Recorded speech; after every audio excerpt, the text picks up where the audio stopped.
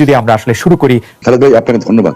It is true যে আমাকে দেশ ছেড়ে যেতে হয়েছে, এবং আমি যে দেশ ছেড়ে গেছি, আশা করি যে আমরা বিতর্ক না যেয়ে আমরা সত্য কথাটা বলার চেষ্টা করব। আমাদের অনেক প্রশ্ন আছে, আপনি যদি একটু সংক্ষেপে বলতেন। আমাদের আসলে প্রশ্নের শুরু শেষ নাই, এত প্রশ্ন আপনার কাছে। এখনকার গুম খুন নিয়ে আপনি আসলে কি বলবেন? জায়গা থেকে এটি বারবার অস্বীকার করা হচ্ছে, কিন্তু এটি একটি বাস্তবতা। এই বাস্তবতাকে শামীম ওসমান কিভাবে দেখে, আমাদের যদি খুব সংক্ষেপে একটু বলতেন। শান্তির জন্য নোবেল পুরস্কার দেওয়া হয়। এমন এমন লোকও আছেন যারা শান্তির সাথে জড়িতই না, কিন্তু তারা নোবেল পুরস্কার পান। আমি কোনো ব্যক্তির কথা বলবো না। আজকে যে প্রশ্নটা আপনি করেছেন গুম খুনের ব্যাপারে, আমি খুব পরিষ্কারভাবে বলতে চাই, একটা পরিবার আগুন দিয়ে বাসে পুড়িয়ে মেরে ফেলা হলো। বাসে শুয়েছিল ড্রাইভার আর কন্ট্রাক্টর, তাকে আগুন দিয়ে পুড়িয়ে মারে হলো। ওস্তাদকে মাথা দিয়ে যে কন্ট্রাক্টর পুড়িয়ে মারলো, 85 জন মানুষকে পুড়িয়ে ছাই করে দেওয়া হলো। এটার নাম রাজনীতি। আর তাদের বিচার হলো না কেন?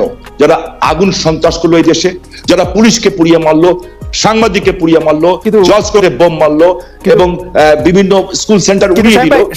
আমি এই সরকারের কাছে প্রশ্ন রাখতে চাই, এই সরকার ন্যায় বিচার কেন করছে না? আমি একটু প্রথমত কারা আগুন দিয়েছে সেই বিষয়টি আসলে পুলিশ তার চার্জশিট বা তার যে প্রতিবেদন, সেই প্রতিবেদনে দাখিল করতে পেরেছে কিনা আমি জানি না, কিন্তু অজ্ঞাতনামা যাদের বিরুদ্ধে মামলা দেওয়া হয়েছে বা যাদের বিরুদ্ধে মামলা দেওয়া হয়েছে তারা বেশিরভাগই বিএনপির নেতা বা কর্মী, এবং তাদের মধ্যে থেকে বিএনপির অনেক নেতা কর্মী আছেন যাদের হাতে একটি বোমা নিয়ে তারা বোমা মারছেন, সেটি ভাবনাটাও একটু কষ্টকল্পনা। শামীম ভাই, এর জন্য তার আপনি সরকারকে একজন মানুষকে আমি গুম করে দিব, খুন করে দিব, এই বিষয়টাকে আমি একজন মানুষ হিসাবে, আমি যদি মৃত্যু হয়ে যায় আমার, আমি কোনোদিন এটাকে সাপোর্ট করব না। এবং অতীতে কে কি করেছে সেই জন্য আমাকে একই পথে চলতে হবে, আমি সেটাকেও মনে করি না। আমি আমাদের সজীবদের জয় একটা ফেসবুকে, এই যে আমেরিকা গত 2 দিন আগে একটা স্ট্যাটাস দিয়েছেন, 3-4 দিন আগে, বিএনপি জামাতের সরকারের 100 দিনের সন্ত্রাসী কার্যকলাপে নিহতের সংখ্যা ছিল 100 দিন, মাত্র 100, এবং যা দিয়েছেন উনি সব কয়টা হলো মিডিয়ার থেকে নেওয়া। আমার হাতে কাগজগুলি আছে, এবং এগুলি সব মিডিয়ার থেকে দেওয়া। এবং উনি ওইখানে বলেছেন 100 দিনে নিহতের সংখ্যা ছিল 1200, ধর্ষণের ঘটনা গড়ে প্রতিদিন 4টি, খুনের সংখ্যা গড়ে প্রতিদিন 6 জন। থানার ওসিও নিজের জান বাঁচাতে জিডি করেছিলেন। হ্যাঁ, এখন আমি এই কথা দিয়ে এটা প্রমাণ করতে চাই না যে ওনারা করেছেন দেখে আমাকে করতে হবে, এটা আমি বলতে চাই না। সেই সম্পর্কে আমরা একটু আপনাকে শুনবো। আমরা তার আগে একটু প্রফেসর আসিফ নজরুলকে একটু শুনতে চাই। প্রফেসর আসিফ নজরুল, আপনাকে আমাদের সাথে পেয়ে আপনাকে আমাদের কৃতজ্ঞতা জানাই এবং স্বাগতম। আপনি আমাদেরকে সময় দিয়েছেন, পুরো টিমের পক্ষ থেকে আপনাকে স্বাগত। আপনার কাছ থেকে একটু জানতে চাই যে গুম খুন নিয়ে অনেক ধরনের কথা হচ্ছে, এখন বলা হচ্ছে জাতিসংঘের তালিকা, নানা ধরনের কিছু।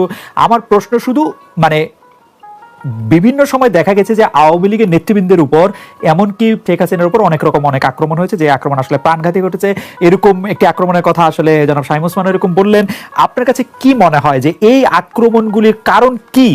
আওয়ামী লীগের উপর এত কার আক্রোশ যে 2001 সালের 16 জুন এটার মধ্যে শামীম ওসমানের জনসভার মধ্যে বোমা মারতে হবে, 2004-এর 21 আগস্ট দলীয় অফিসে কিবরিয়া সাহেবের মারতে হবে, আসারুল্লাহ মাস্টারকে মারতে হবে? এটা কার আক্রোশ? আমরা অনেক সময় শুনেছি যে বিএনপি ক্ষমতা থাকলে বিএনপি বলে যে এটি আসলে আওয়ামী লীগরা নিজেরা করে। আপনার মতামত একটু শুনতে চাই মূল গুম খুনে যাওয়ার আগে। আপনি যে সমস্ত ঘটনা বলেছেন এগুলি সবই অত্যন্ত দুঃখজনক, এবং আমরা বিভিন্ন সময় আমাদের বিভিন্ন উপদেষ্টারা এসবের বিপক্ষে কড়া বক্তব্য রেখেছে, সরকারের পক্ষ থেকে বক্তব্য রেখা হয়েছে। তবে খালেদ, আপনাকে আমি একটু বিনয়ের সাথে একটা কথা বলি। যখন আমি আপনার টক শো করতাম, যখন আমি এই সরকারে আসার আগে কথা বলতাম, আমি কিন্তু নিজে বলতাম যে সরকার এত নিপীড়ন চালাচ্ছে, এই সরকার পতনের পর অনেক ভয়াবহ ঘটনা ঘটতে পারে, সরকারকে ওয়ার্ন করার চেষ্টা করতাম। আপনার নিশ্চয়ই মনে আছে যে ফ্যাসিস্ট আওয়ামী লীগ সরকারে যারা মন্ত্রী, তারাও বলতো আমরা ক্ষমতায় না থাকলে ঘরে ঘরে ঢুকে আমাদেরকে মেরে ফেলাবে, এরকম কথা বলা হতো না খালেদ? তো আমরা যেই অরাজকতার আশঙ্কা করছিলাম আওয়ামী লীগের 15 বছরের অপশাসনের কারণে, মানুষের প্রতি অকথ্য নিপীড়ন নির্যাতনের কারণে, মানুষের মুখ বন্ধ করে রাখার কারণে, এটার আউটবার্টস হিসাবে আমরা যতটুকু খারাপ অবস্থা আশঙ্কা করেছিলাম, আপনাকে বিনয়ের সাথে বলি ততটা খারাপ অবস্থা হয় নাই। খারাপ অনেক কিছু ঘটেছে, ততটা খারাপ কিছু হয় নাই। তারপরও যেগুলি খারাপ কিছু ঘটেছে সেখানে আমাদের সরকারের কিছু ক্ষেত্রে ব্যর্থতা থাকতে পারে, অবশ্যই আমরা ব্যর্থতা থেকে শেখার চেষ্টা করছি। আপনাকে একটা এক্সাম্পল বলি, আদালত প্রাঙ্গণে যখন হামলার ঘটনা ঘটলো, তখন এটা তো আসলে দেখার কথা হচ্ছে ধরেন স্বরাষ্ট্র মন্ত্রণালয়, কিন্তু আমাদের এখানে অনেকে মনে করি কি, যেহেতু আমি আইনমন্ত্রী, তো আইন শৃঙ্খলা পরিস্থিতি হচ্ছে আমার এটা আমার না রে ভাই। তারপরও আমরা একসাথে কোঅর্ডিনেটেড ওয়েতে কাজ করি, সব ব্যর্থতার ক্ষেত্রে যৌথ দায়িত্বের অংশ হিসেবে আমারও দায়িত্ব আছে, কিন্তু আলাদাভাবে এককভাবে এটা আমার মন্ত্রণালয় দেখার বিষয় না। তখন আমি স্বরাষ্ট্রমন্ত্রীর সাথে কথা বলে আমরা অনেক ইনোভেটিভ টেকনিক বের করা শুরু করলাম যে কি করব, মানুষ এত ক্ষুব্ধ, আমি যখন জিজ্ঞেস করলাম স্বরাষ্ট্র মন্ত্রণালয়কে যে মানুষ যেভাবে মারতে আসছে আপনারা ঠেকান না কেন পুলিশ, বলে পুলিশ ঠেকাতে গিয়েছিল, তখন তো পুলিশের মরাল কারেজ ছিল না, যারা মারতে এসেছে তারা পুলিশকে অকথ্য গালাগালি করে বলছে তোরা শেখ হাসিনার পুলিশ না, মাইরা তোদেরকে ঝুলায় রাখবো, আমাদের ধাক্কা দিস, মানে পুলিশের তো তখন মরালিটি নাই। কিছুদিন আগে পুলিশের বাহিনীর সদস্যরা হাজার হাজার ছাত্র জনতাকে হত্যা করেছে, সেই পুলিশ কি ওই মরাল কারেজটা থাকে? তখন আমরা বিভিন্ন পদ্ধতি বের করা শুরু করলাম। আমি বললাম আচ্ছা ঠিক আছে, আমাদের যারা বিচারকরা আছে ওনাদেরকে রিকোয়েস্ট করলাম যে আপনারা তো যে কোনো সময় ইচ্ছা করলে শুনানি করতে পারেন, তাহলে সকাল 7টায় শুনানি করেন, মানুষ তো সকাল 7টায় জড়ো হবে না। আপনি দেখবেন আনিসুল হক সাহেব এবং সালমান এফ রহমান ওনাদের পরে শুনানিটা সকাল 7টায় হয়েছিল, কেউ ওনাদেরকে মারে নাই। এরকম আমরা বিভিন্ন রকম ভাবে অ্যাড্রেস করার চেষ্টা করছি, সব আপনাকে বলতে পারবো না। প্রতিনিয়ত সেটা নিয়ে আমরা ভাবি, আমরা উপদেষ্টা পরিষদ সদস্য বসে সবাই চেষ্টা করে। কিছু জিনিস আমরা করতে পারি না, কারণ আপনি বিপ্লব পরবর্তী সময়ে মানুষের অনেক অন্য ধরনের এক্সপেকটেশন থাকে, এত বছরের রাগের আউটবার্স থাকে। আর সলিমুল্লাহ ভাই যেটা বলেছে যে বিভিন্ন ধরনের সরকার, ওটা বলতে পারে, আমাদের তো আমরা তো একটা পলিটিক্যাল পার্টির গভর্নমেন্ট না। পলিটিক্যাল পার্টির গভর্নমেন্ট হয় কি, তারা অনেকদিন একসাথে কাজ করে, তাদের মধ্যে কোঅর্ডিনেশন থাকে, তাদের একটা দক্ষ কর্মী বাহিনী থাকে। আমরা তো কেউ কারোর সাথে আগে কাজ করি নাই, আমরা সবাই একসাথে নতুন করে আসছি। আমাদের এটি আমার মনে হয় যে এই বক্তব্য পরিষ্কার। জনাব শামীম ওসমান, আমাদের প্রশ্ন ছিল যে আপনার গত 4 বা 5 বছরে এরকম কোনো বিষয়ে আর মনে হয়েছে কিনা বাংলাদেশে এই গুম খুনের বিষয়ে কোনো আর প্রশ্ন তোলা যেতে পারে? জনাব শামীম ওসমান, আপনার নিশ্চয়ই মনে আছে একরামুল বলে চট্টগ্রামের একজন কাউন্সিলর, তার মেয়ে যখন বলছিল বাবা তুমি কান্না করছো যে, এবং তারপরে যখন তাকে গুলি করে হত্যা শব্দ আমরা শুনলাম, সেই সময়ের মধ্যে কিন্তু আমরা অনেকেই বলছিলাম যে এইখানেই এটি শেষ হওয়া উচিত, কিন্তু এটি আসলে শেষ হয় নাই। জনাব শামীম ওসমান, আমি আপনার সাথে 100% একমত। আমি কোনো অবস্থাতে একজন মানুষ হিসাবে পৃথিবীর 800 কোটি মানুষও যদি চায় একজন মৃত মানুষকে জাগিয়ে তুলবে, তা তো জাগিয়ে তুলতে পারবে না, তাই না? তো একজন মানুষকে আমি গুম করে দিব, খুন করে দিব, এই বিষয়টাকে আমি একজন মানুষ হিসাবে আমি যদি মৃত্যু হয়ে যায় আমার, আমি কোনোদিন এটাকে সাপোর্ট করব না। এবং অতীতে কে কি করেছে সেই জন্য আমাকে একই পথে চলতে হবে, আমি সেটাকেও মনে করি না। আমরা যেটা চোখে দেখবো এবং যেটা বুঝবো সত্য, আমরা সেটাকেই বিশ্বাস করবো এবং সেটাকে বিশ্বাস করা উচিত।